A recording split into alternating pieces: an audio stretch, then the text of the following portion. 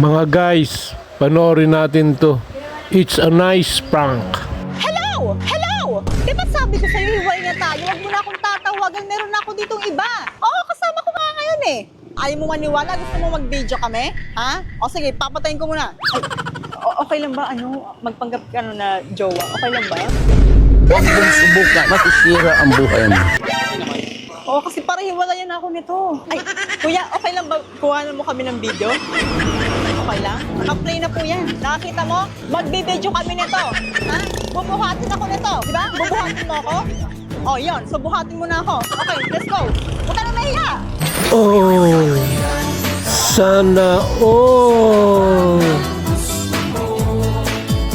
Oh, ayan, nakikita mo? Binuhat ako. Oh, naniwala ka na. Ay, grabe. Pasensya na ha, naabala pa kita ha. Oh, sige, thank you ha. Sige. Nakita nyo na guys, tuwan-tuwa si kuya, nagtatalon pa sa tuwa.